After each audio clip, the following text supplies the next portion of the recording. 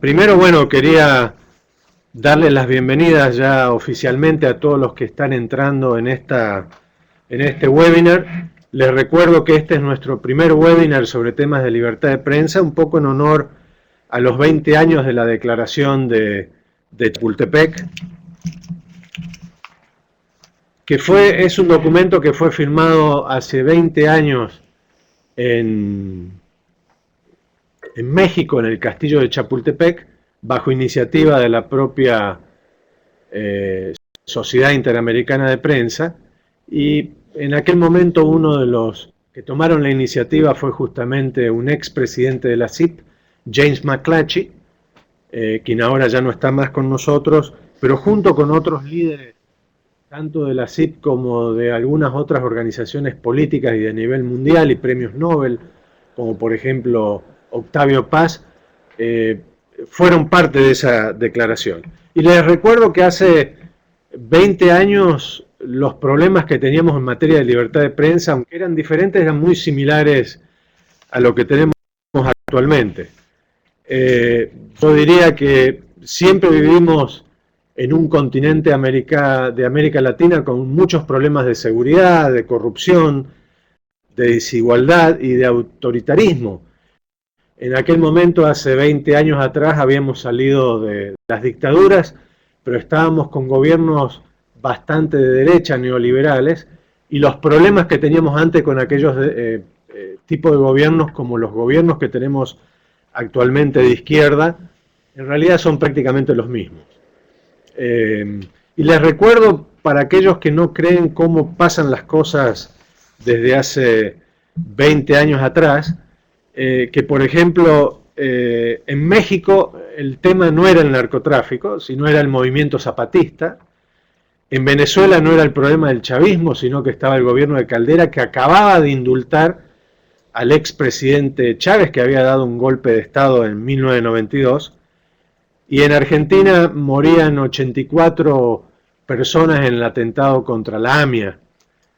Y por otra parte, Maradona, ahora que estamos ya muy cerquita del Mundial de Brasil, Maradona había sido expulsado del Mundial de Estados Unidos por dopaje.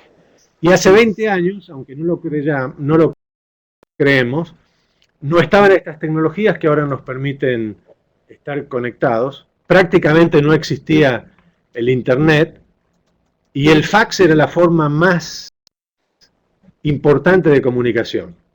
La telefonía móvil hace 20 años se inauguraba en América Latina, prácticamente en Colombia, así que creo que esto nos está dando un poco cómo se ha ido moviendo, se ha tenido que mover el periodismo, la política y América Latina en su conjunto. Justamente los medios de comunicación nunca pensábamos hace 20 años atrás que el papel iba a estar en discusión y que terminaríamos teniéndonos que mudarnos a las tecnologías digitales.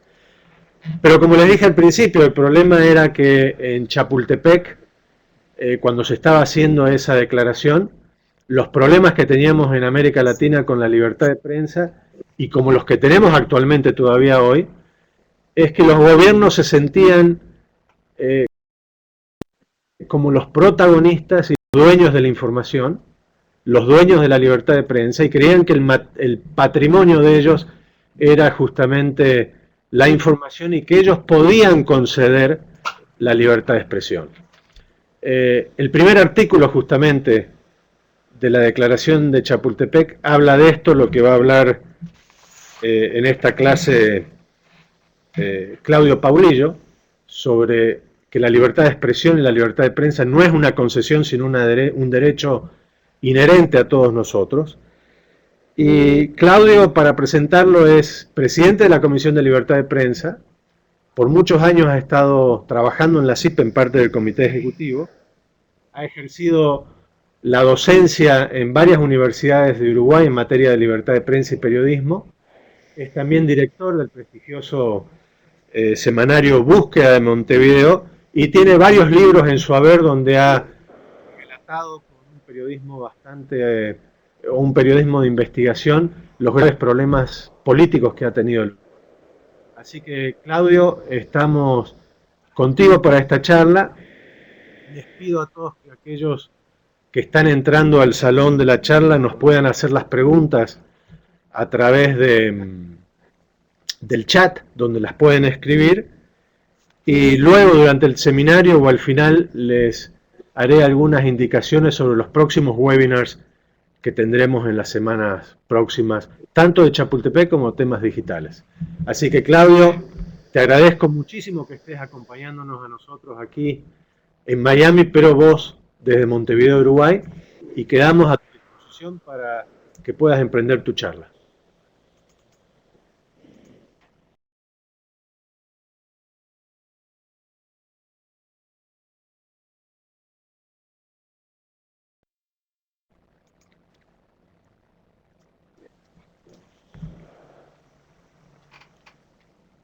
Creo que Claudio Bueno, está buenos con... días, Ricardo, buenos días a todos los que nos están viendo y escuchando este mediodía. Eh, Como decía Ricardo, vamos a iniciar ahora un ciclo de seminarios como consecuencia del 20º aniversario de la Declaración de Chapultepec. Yo le he puesto de título a esta charla que la libertad de expresión no es una concesión, sino que es un derecho.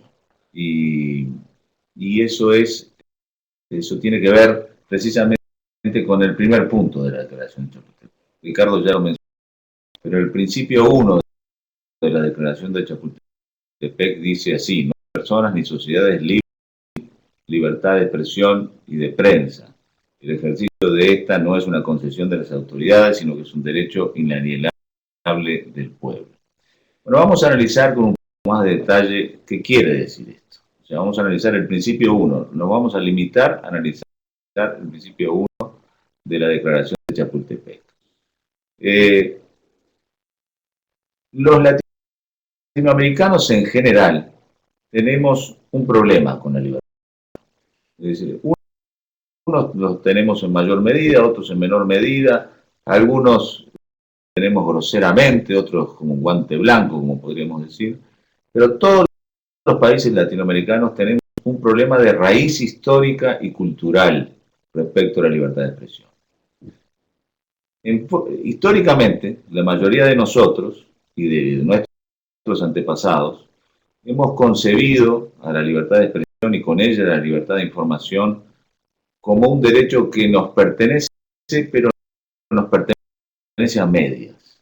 Es decir, hemos creído y hemos,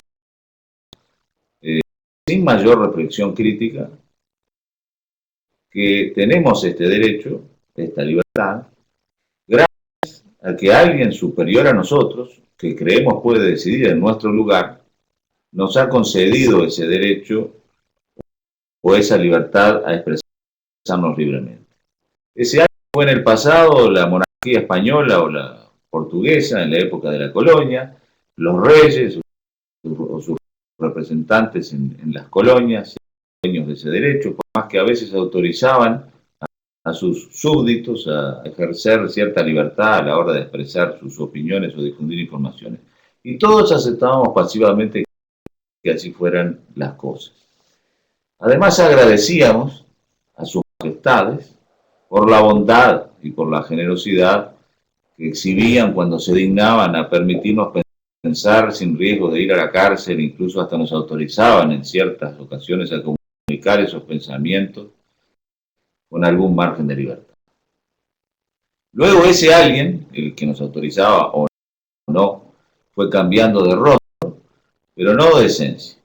Entonces los virreyes, los revolucionarios, los comendadores, los héroes de la patria, los caudillos, los dictadores, luego los presidentes constitucionales, los parlamentos por el pueblo y los jueces, han sido quienes nos autorizan, por supuesto que siempre de forma generosa, ¿no?, entre comillas, qué es lo que podemos decir, qué es lo que podemos leer en los periódicos, qué es lo que podemos escuchar en la radio y hasta qué es lo que podemos mirar en la televisión o ver en la internet.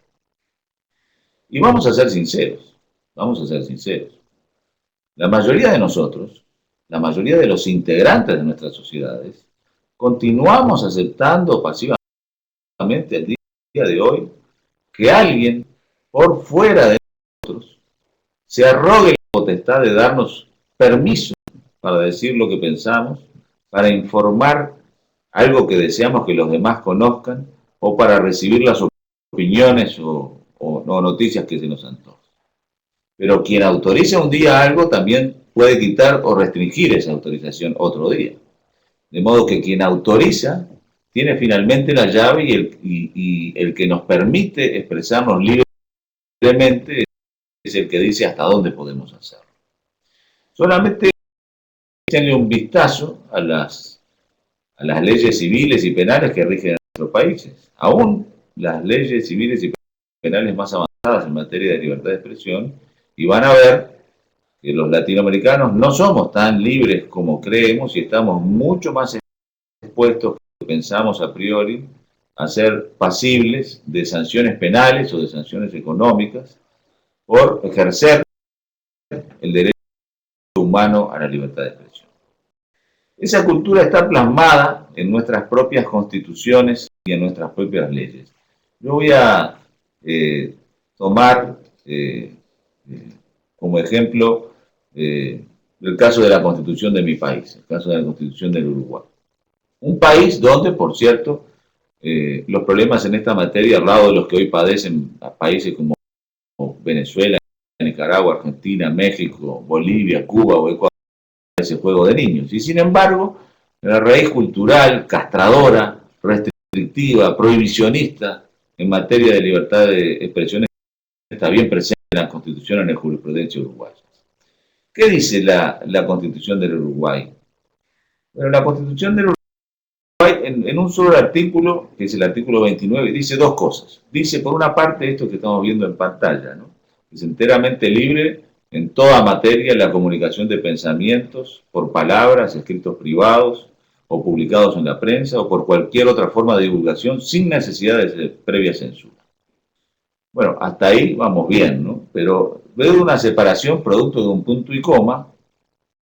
La Constitución uruguaya, la misma Constitución, en el mismo artículo, agrega de inmediato lo siguiente: quedando responsable el autor y en su caso el impresor o emisor con arreglo a la ley por los abusos que él cometiera.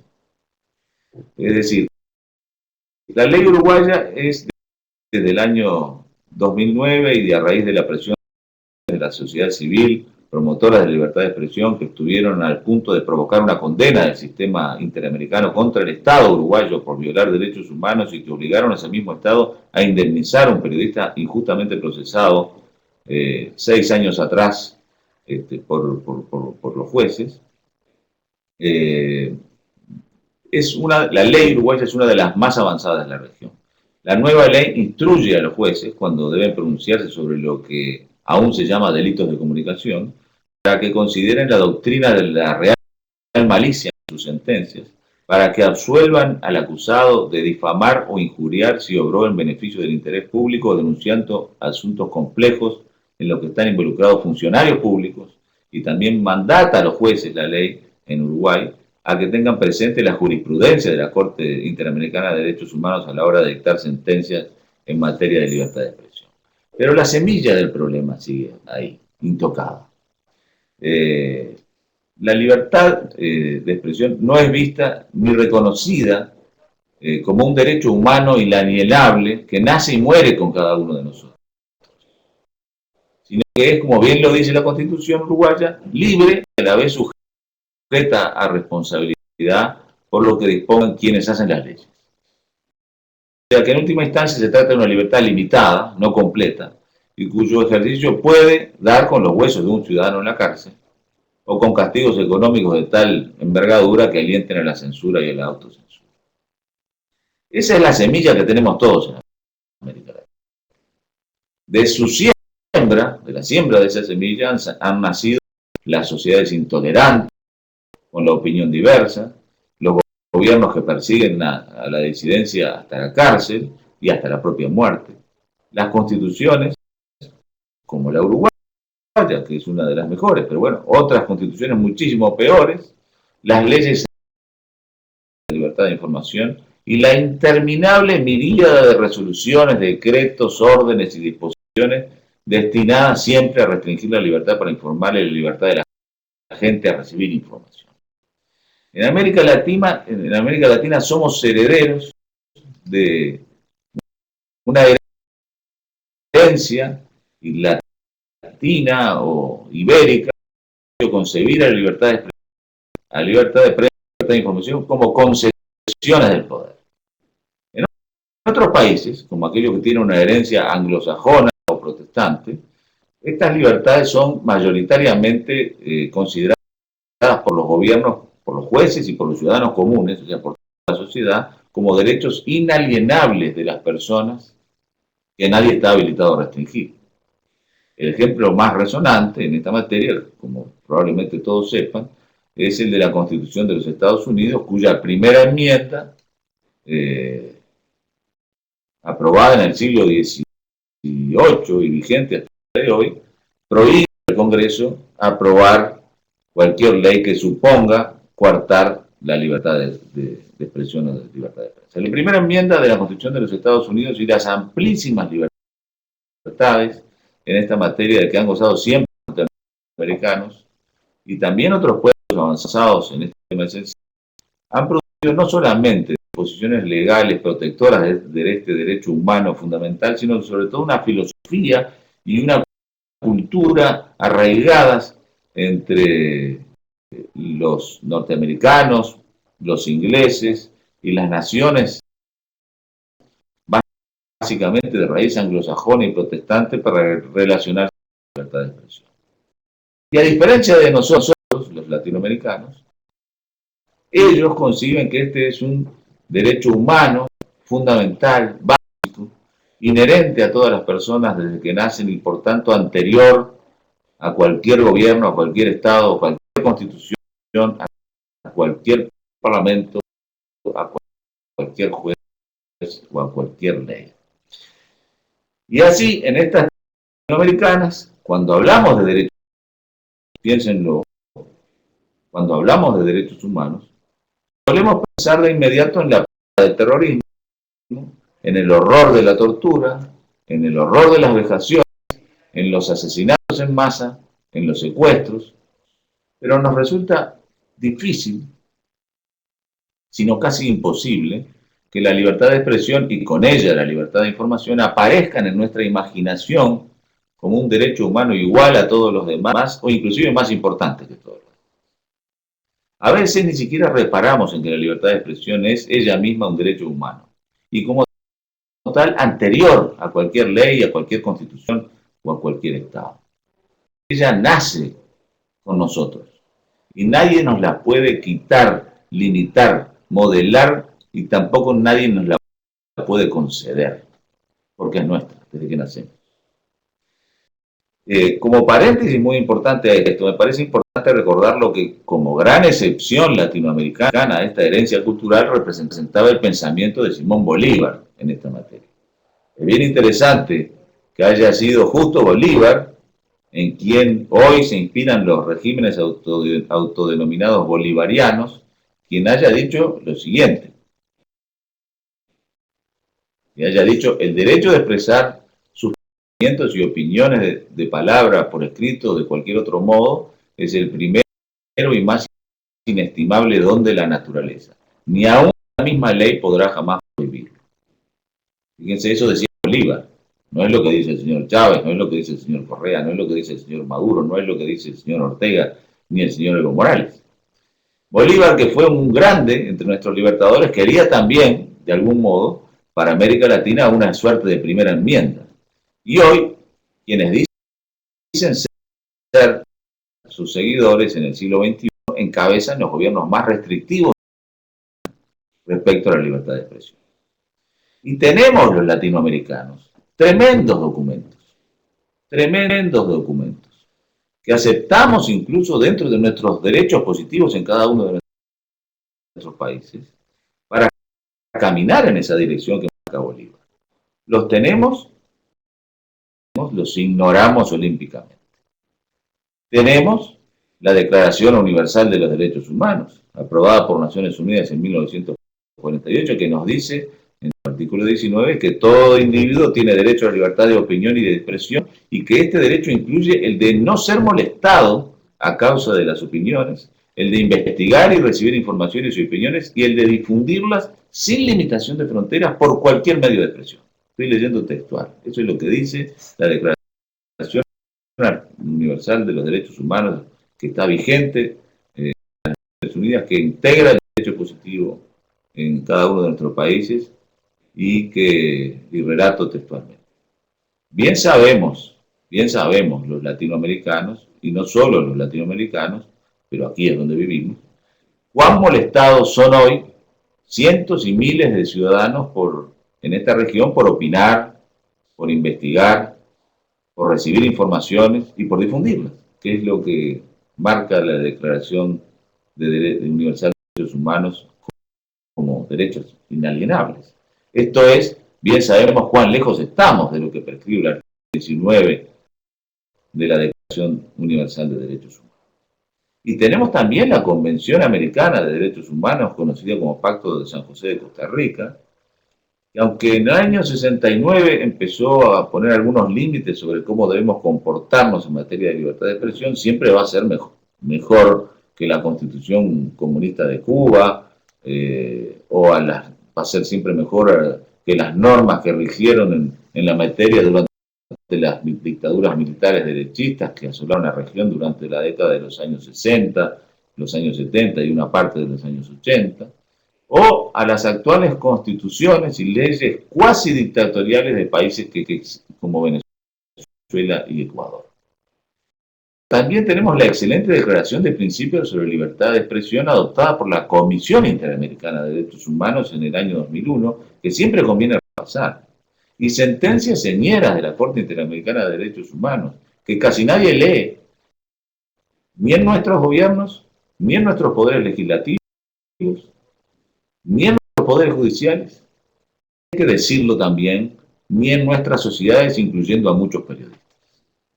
Por supuesto, tenemos también la Declaración de Chapultepec, cuyo 20º aniversario estamos celebrando este año, y que fue en el año 1994 la predecesora de la declaración que en esta materia tiene la Comisión Interamericana de Derechos Humanos y que adoptó 7 años más tarde. Quizá pueda ser útil mencionar en esta instancia un ejemplo para advertir las diferencias filosóficas y culturales que existen entre países occidentales con relación a la concepción que reina en ellos en materia de libertad. Volver a poner otro ejemplo de Uruguay. En Uruguay la ley castigaba hasta hace pocos años con prisión a quien ofendiera la bandera de un Estado extranjero. Por supuesto, estaba prohibido deshonrar también algún tipo de vilipendio u ofensa a la bandera uruguaya. Pero también protegíamos el honor de las banderas de otros países y existía la posibilidad legal de poner presos a quienes las mancillaran. Una ley del año 1942 tenía un apartado titulado Falta de respeto a la bandera o emblemas nacionales que decía: el que no guarde el respeto debido en lugar público o expuesto al público a la bandera, al escudo o al himno nacional, será castigado con 6 meses de prisión a 5 años de penitenciaría. Bueno, disposiciones similares rigen aún hoy en numerosos países latinoamericanos. Ustedes lo deben saber mejor que yo. Pero vean qué diferencia. En el año 1998, varios senadores norteamericanos, ante episodios que estaban sucediendo en Estados Unidos, donde ciudadanos norteamericanos quemaban banderas de Estados Unidos en diversas protestas contra el gobierno, varios senadores propusieron reformar la Constitución de Estados Unidos para castigar penalmente a quienes así estaban actuando. Entonces se dio una gran discusión con una oposición unánime de los periódicos, de los diarios de Estados Unidos, en contra de esa reforma propuesta por varios senadores, y también con una mayoría de que estaban proclives a votar en contra. Y cuando en el año 1999 el debate estaba en pleno apogeo, los senadores que trabajaban en la reforma, en la propuesta de reforma, pidieron al general Colin Powell, quien en aquel momento acababa de retirarse del comando general de las Fuerzas Armadas de su país, o sea, era un militar de altísimo rango, y luego sería secretario de Estado, le pidieron una opinión sobre si había que castigar o no a quienes decidían quemar la bandera norteamericana en señal de protesta. Y vale la pena leer o recordar la brevísima carta con la cual el general Colin Powell respondió al entonces senador Patrick Leahy, en el que fue el que le mandó la carta. El general Powell dijo en aquella oportunidad: gracias por su reciente carta en la que me pide mi punto de vista sobre la enmienda propuesta para la protección de la bandera. Yo amo a nuestra bandera, yo amo a nuestra Constitución y a nuestro país con un amor que no tiene límite. Defendí a los tres durante 35 años como soldado, dar mi vida en su defensa. Los norteamericanos reverencian su bandera como un símbolo de la nación. Con justicia, nosotros nos sentimos insultados cuando cualquiera ataca o profana nuestra bandera. Pocos norteamericanos hacen esas cosas y cuando lo hacen quedan sujetos a una justa condena de sus compatriotas. Pueden estar destruyendo un pedazo de trapo, pero no hacen ningún daño a nuestro sistema de libertad que tolera esa profanación. Si ellos están destruyendo una bandera que pertenece a otras personas, eso es un delito que se persigue por la ley. Pero si se trata de una bandera de su propiedad, yo realmente no quiero enmendar la Constitución, estoy leyendo, para perseguir a alguien de su propia propiedad. En lugar de eso, deberíamos repudiarlos y sentir lástima por ellos. Comprendo cuán fuertes son, decía a los senadores Colin Powell, comprendo cuán fuertes son los sentimientos de tantos de mis veteranos camaradas de armas respecto a la bandera, y comprendo las inclinaciones en las legislaturas estatales para hacer enmiendas. Yo tengo, decía, el mismo sentimiento de traje, pero no estoy de acuerdo con enmendar la Constitución para mitigar esta injuria. La primera enmienda existe, y aquí viene lo fundamental. La primera enmienda existe para asegurar que la libertad de discurso y de expresión se aplique no solo para aquello con lo que estamos de acuerdo o en desacuerdo, sino también para lo que hallemos ultrajante. Continúa. Ese escudo de la democracia para castigar a unos pocos miserables. La bandera todavía continuará flameando orgullosamente mucho después de que ellos hayan desaparecido. Finalmente, me estremezco de pensar en el pantano legal que crearemos tratando de implementar el cuerpo de leyes que emergería de una enmienda de esa naturaleza. Si yo fuera un miembro del Congreso, no votaría por la enmienda.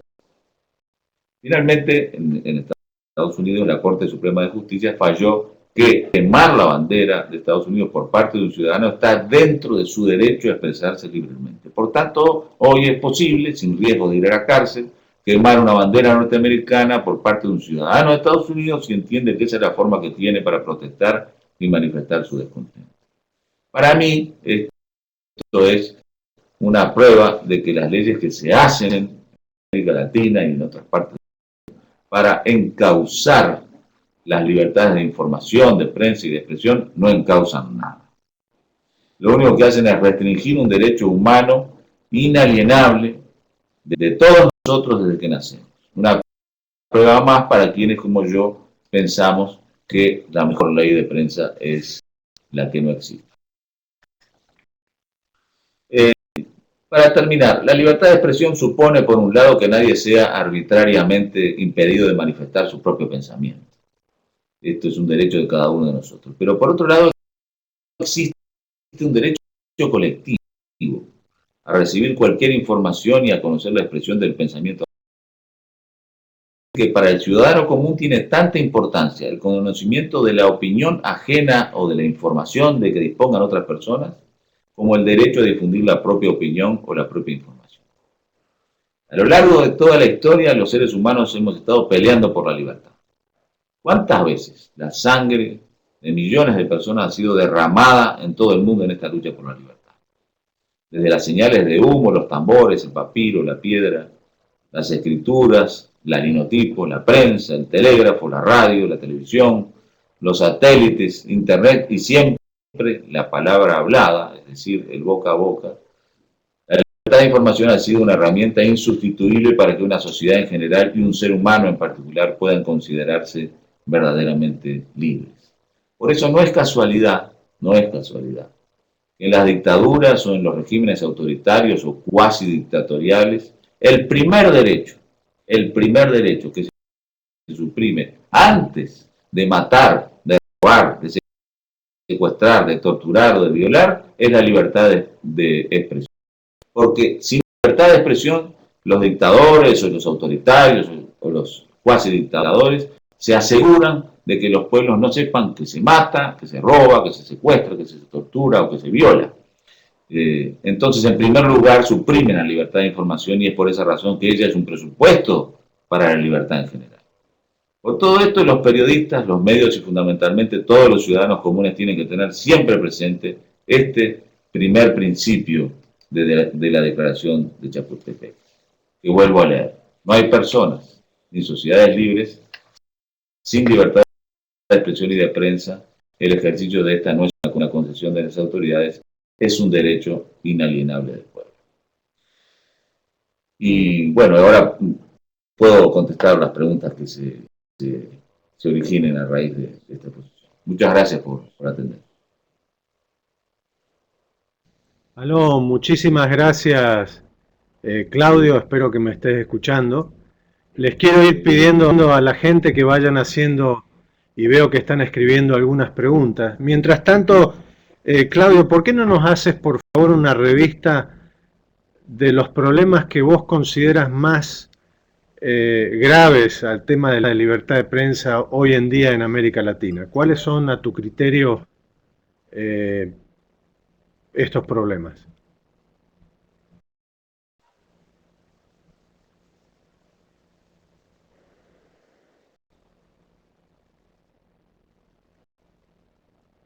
¿Pudiste escuchar? No sé si que no te escucho bien. ¿Estás escuchando ahora? Sí, si me Sí, puedes creo que me dar... preguntaste cuáles son los problemas graves en materia de libertad de prensa en América Latina. ¿Puede ser? Adelante. No te escucho, pero entiendo que es eso, que es cuáles son los problemas graves. Sí, sí, te veo el dedo, pero no te escucho. Bueno, sí, los principales problemas que hay en América Latina hoy son bastante conocidos para los que trabajamos en organizaciones como la CIP. Hay hay dos problemas en América Latina centrales y uno que está básicamente radicado en América del Norte, particularmente en Estados Unidos, que también es área de cobertura del monitoreo que hace la CIA. Empiezo por el de Estados Unidos. En Estados Unidos, a raíz de la emergencia de las nuevas tecnologías, los gobiernos están, desde fines de los años 90, ejerciendo un control extremadamente celoso, digamos, sobre las personas y también sobre los periodistas. Últimamente, a raíz de las acciones que ha hecho el señor Edward Snowden, cuya información fue transformada en noticias por diarios como The Guardian en Inglaterra y The Washington Post en Estados Unidos, y recibieron el premio Pulitzer a raíz de eso. Digo que a raíz de las revelaciones que ha hecho el señor Snowden, se ha sabido que desde hace más o menos 10 años, más o menos después de los atentados contra las Torres Gemelas en Nueva York y contra Washington, el gobierno de Estados Unidos monitorea las llamadas telefónicas, los correos electrónicos, los mensajes de texto y las conexiones entre millones de ciudadanos y norteamericanos, entre ellos los periodistas. Esto supone que el gobierno sabe quién habla con quién. Y si el gobierno sabe quién habla con quién, en el caso de los periodistas, el gobierno sabe quiénes son las fuentes de los periodistas, lo cual es un grave atentado contra la libertad. Un reciente informe del Comité para la Protección de Periodistas marcó claramente que este hostigamiento, este seguimiento ilegal, inconstitucional que el gobierno de Estados Unidos hace sobre las personas, los individuos y también sobre los periodistas, estaba determinando la caída de la cantidad de información que recibían los periodistas, puesto que las fuentes, temerosas de que sus superiores supieran que estaban pasando información en forma, digamos, no identificada, se limitaron a no pasar más información, pero fuentes comunes y corrientes, fuentes que no estaban revelando secretos de Estado ni nada por el estilo, sino fuentes habituales de los periodistas. Eso determinó una baja de la calidad de la información que de los diarios norteamericanos y de la prensa norteamericana, lo cual ha puesto a Estados Unidos en un lugar difícil en materia de libertad de expresión y lo ha alejado de lo que hace algunas décadas era en el sentido de ser un faro que nos iluminaba por la primera enmienda y todas las disposiciones constitucionales que protegían la libertad de expresión en ese país. En América Latina tenemos dos graves problemas. Uno es el de la violencia contra los periodistas, que crece en vez de disminuir. Hay países como, bueno, en este momento Venezuela, pero por razones políticas, pero hay países donde el narcotráfico es amo y señor, en México, en zonas de Brasil, en regiones de Colombia, bueno, en prácticamente todos los países centroamericanos, con la posible excepción de Panamá, donde los periodistas mueren o son amenazados o se autocensuran para no ser asesinados a manos de bandas de narcotraficantes. En muchos casos, estas bandas de narcotraficantes están coludidas con el poder local, con gobernadores, jueces, policías locales, que o bien por miedo a las amenazas que reciben de los delincuentes, o bien porque simplemente están asociados con los delincuentes, no persiguen a los autores de los asesinatos, como consecuencia de lo cual no hay asesinatos resueltos. Y si no hay asesinatos resueltos, entonces campea la impunidad, que es el combustible para que los delincuentes sigan matando a Piacere. Ese es un grave problema que hay. Y el otro grave problema que hay tiene que ver bastante con lo que hemos hablado anteriormente del punto número 1 de la Declaración de Chapultepec, en cuanto a que la libertad de expresión no es una concesión, sino que es un derecho inalienable de cada uno de nosotros. Hay muchos países de América Latina que han promovido constituciones o leyes completamente restrictivas para el ejercicio de este derecho humano a expresarse libremente. La peor ley que hay hoy en América Latina en esta materia, además del sistema cubano, que obviamente prohíbe la libertad de expresión porque la Constitución y la ley cubana son constituciones y leyes totalitarias, por tanto ahí no hay la menor chance de ejercer libremente ningún tipo de periodismo ni de crítica.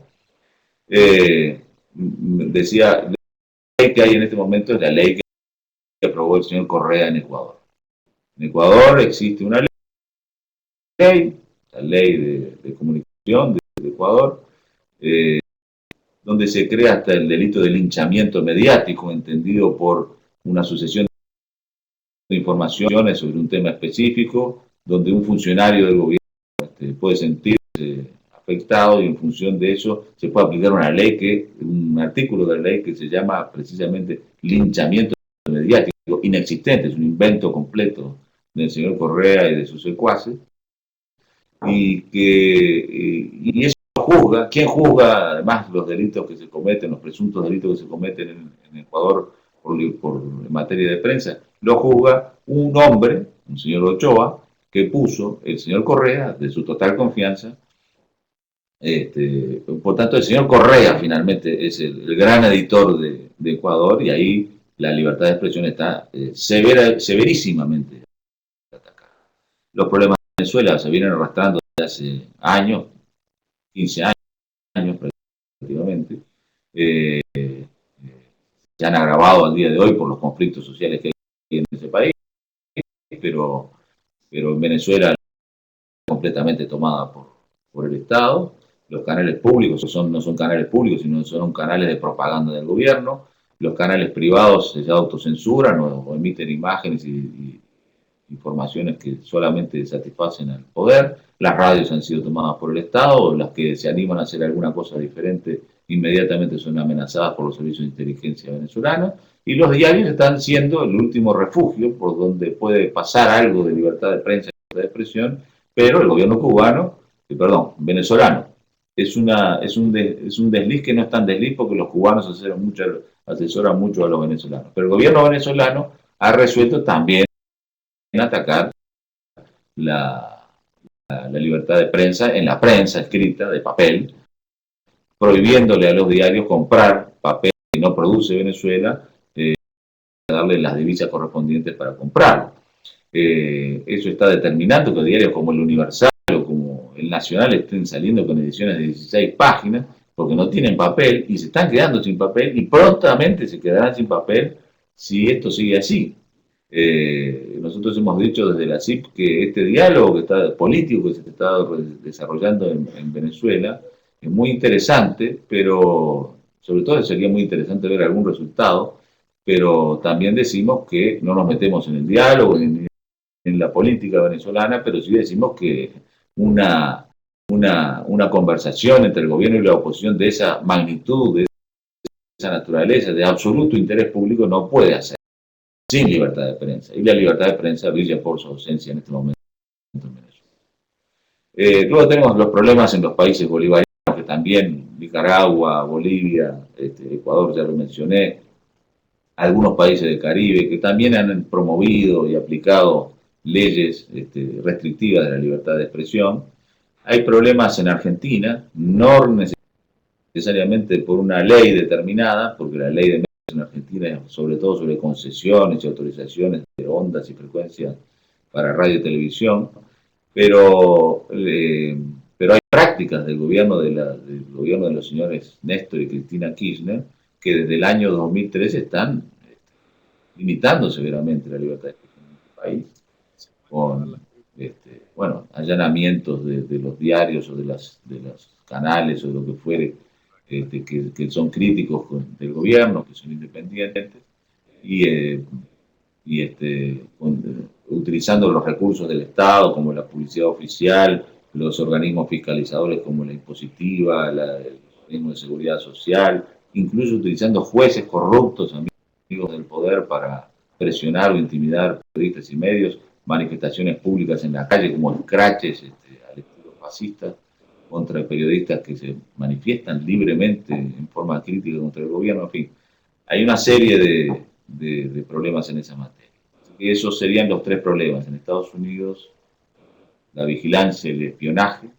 En algunos países, ya mencioné, la violencia contra periodistas, y en otros países que también mencioné, las leyes o constituciones restrictivas. Claudio, muchísimas gracias. Hay muchas preguntas bastante interesantes que espero puedas ir Ricardo, tratando no sé de si contestar me en forma breve. Sí, te escuchamos perfecto. ¿Vos a mí? Parece que tiene un delay, Claudio. De todas maneras, le hago la pregunta porque Sí, escucha más ahora sí. retrasado. Ok. Primero, una de las preguntas aquí de Daniel ha sido... Sí, vas a escuchar, vas a escuchar. La pregunta de Daniel es WICAP de Lima. No te escucho nada, Ricardo. Yo creo que voy a ir aquí a las preguntas que se están planteando por parte de los amigos que están escuchando, y voy a contestar brevemente cada una de ellas. ¿Qué te parece, Ricardo? Por favor, adelante.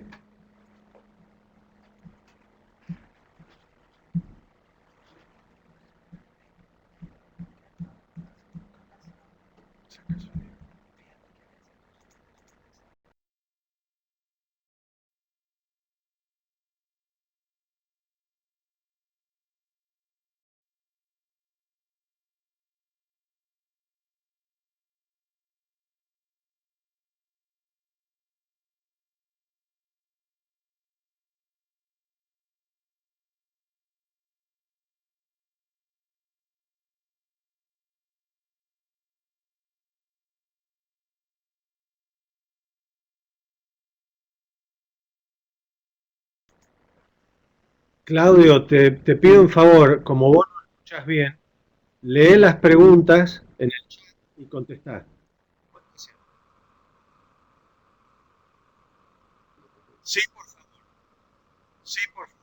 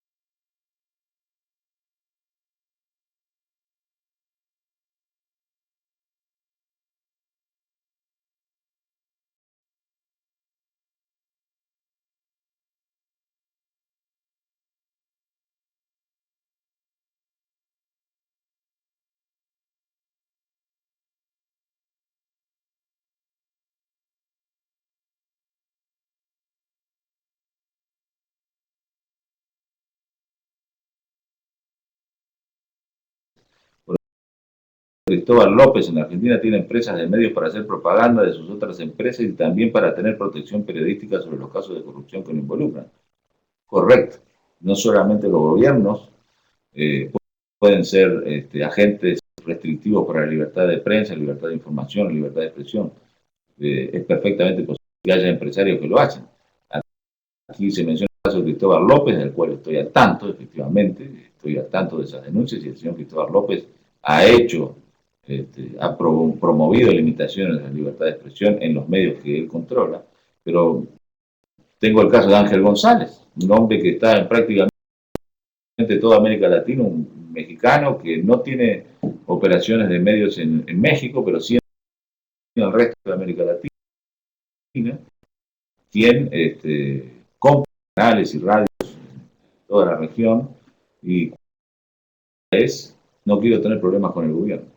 Y así se los dice a los empleados de las radios y de las emisoras de televisión que compra, y normalmente esos canales están al servicio, radios y canales están al servicio del gobierno, así que también allí, por ejemplo, ese señor Ángel González restringe la libertad de prensa, es una amenaza para la libertad de prensa en toda América Latina. Aquí, a ver, dice Daniel Huicaba Alonso, dice, al no ser vinculantes, las recomendaciones y declaraciones de la CIP a jefes de Estado que conculcan los derechos de periodistas se quedan en el papel. ¿Cómo se ha avanzado en esto? Sí. Bueno, mira, Daniel, efectivamente no son vinculantes. Nosotros no tenemos ningún otro medio más que la pluma o la voz. No tenemos ejército ni policía para forzar el cumplimiento de nuestros reclamos. Podemos protestar. Y eso es lo que hacemos a veces cuando se vulnera la libertad de prensa, pero realmente no tenemos otra posibilidad. Pero la protesta no es chica cosa, no se crean que queda en el papel. La protesta es sentida por los gobiernos como algo que les duele cuando es justa, ¿no? Es decir, cuando hay una protesta justa, los gobiernos, por más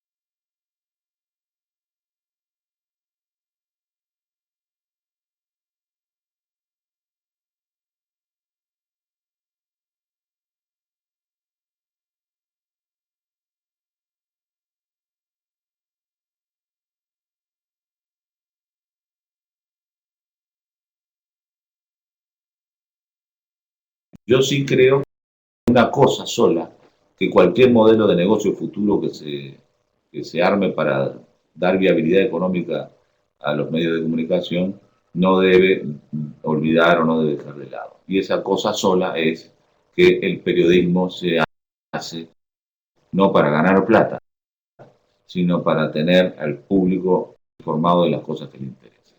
Y si esa cosa se olvida en función de un modelo de negocio, si se empieza a mezclar publicidad con información, y si se empieza a mezclar noticias que tienen ninguna relevancia, pero mucho impacto, y se deja de lado las noticias relevantes que no tienen tanto impacto, pero que son muy importantes para el pueblo, ahí estaremos, sí, definitivamente al periodismo del futuro. Voy a tomar una pregunta más, porque ya estamos en hora, creo. ¿Cómo combatir, dice José Dopazo, una legislación que restringe la libertad de expresión, como el caso de Venezuela. Bueno, acabo de decirlo, ¿no? Es decir, en el caso nuestro, con denuncias, eh, con presentaciones. Hay una cosa que no hay que olvidarse. El Sistema Americano de Protección de Derechos Humanos, que incluye a la Relatoría para la Libertad de Expresión de la Comisión Interamericana, a la Comisión Interamericana de Derechos Humanos y a la Corte Interamericana de Derechos Humanos, es un sistema al que hay que recurrir con más asiduidad. Cuando se agotan los recursos internos, cuando los jueces a nivel interno no responden a las demandas de libertad de expresión de los ciudadanos y de los periodistas, bueno, da ese otro paso, que a veces se cree que es muy lejano, mire, da resultados ese otro paso. Ese otro paso obliga a los estados a poner, condena a los estados, y esa condena tiene un valor que los estados tienen la obligación de aplicar si no quieren quedar fuera del sistema. Y por tanto, eso hay que tomarlo en cuenta muy en serio y aplicarlo, además de la denuncia en cada caso concreto. Y tengo finalmente aquí una pregunta de César Muñoz. Dice, si algo han demostrado las redes sociales es que la libertad de prensa está en esos medios y no en los medios tradicionales, que además estos últimos deben cargar con legislaciones obtusas, es verdad, poderes fácticos, el narcotráfico, en el caso de México, etcétera. ¿Qué opinas? Yo opino que las redes sociales son la mayor manifestación de libertad que ha conocido probablemente la historia de la humanidad. Pero también opino que en las redes sociales hay de todo. Es decir, uno, si quiere tener finalmente una opinión, una información trabajada profesionalmente como periodista, es decir, con contraste de fuentes, con chequeo de la información, en fin, con recurso a documentos reales, con fuentes reales, no sin inventos, tiene finalmente que confiar en un periodista profesional. En las redes sociales pueden aportar mucho y están aportando mucho. Y yo creo que, por ejemplo, el narcotráfico, una vez que identifica a los tuiteros, a los que escriben en Facebook o a los que usan Instagram o cualquiera de las plataformas digitales que ahora están disponibles, los narcotraficantes no van a mirar a ver si escriben un diario, si hablan en la televisión, si hablan en una radio o si escriben una red social. Cuando identifiquen eso, también van a ir atrás de esa gente. O sea, los narcotraficantes son delincuentes. Los delincuentes matan al que se les ponga por el camino, sea cual sea el medio en el que difundan información u opiniones contrarias a ellos. Y me quedo por acá, me parece, Ricardo, porque ya es la 1 de la tarde allí en Miami, ¿verdad? Muchas gracias, Claudio. Lamento que estemos contigo teniendo un problema de audio, pero no con la audiencia, porque todo el mundo estaba reaccionando bien. Agradezco principalmente a todos ustedes, los participantes, además de Claudio, y muy en especial a las universidades que nos han acompañado hoy, que eran 4, como les nombré, también de Argentina, particularmente 2 de Colombia y de México, también en Guadalajara. Quiero advertirles que para la próxima semana vamos a seguir con estos webinarios de los martes.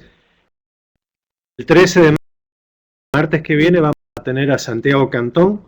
Ustedes saben que Santiago había sido el relator de la Relatoría Especial de la Comisión Interamericana de Derechos Humanos. El 20 de mayo ya confirmó también Catalina Botero, que es la relatora actual y que sale este año de su trabajo. Y el 27 de mayo, para cerrar mayo, vamos a tener a Eduardo Ulibarri, que fue uno de los gestores de la Declaración de Chapultepec y es ahora, además de periodista, es embajador por Costa Rica en la misión de la ONU. No quería despedirme de ustedes hoy sin agradecerles muy especialmente a la Fundación San Francisco por el fondo John McClatchy, que nos ha prestado y nos está prestando ayuda para estos webinars, y también un agradecimiento muy especial a Melba Jiménez y Alfonso Juárez aquí en la CIP, que estuvieron coordinando toda la tarea de estos webinars.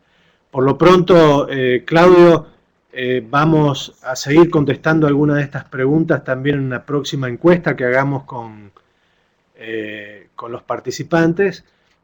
Y les recuerdo, como dije al principio de esta charla, que este próximo viernes vamos a tener un webinario sobre el tema de los problemas del periodismo, la cobertura de medios sobre los desastres naturales. Y el jueves que viene vamos a tener un webinar muy especial sobre el tema de redes sociales, que espero que esté sintonizado. Más, les agradezco a todos. Les recuerdo que si alguien de ustedes o alguien de sus diarios, de sus redacciones no pudo entrar, que les avisen que este webinar está grabado y que va a ser parte de nuestra plataforma digital en SIP IAPA Centro Digital, que lo pueden visitar a partir de esta tarde o esta mañana. Muchísimas gracias, Claudio. Muchas gracias a todos y los espero el viernes. Un abrazo.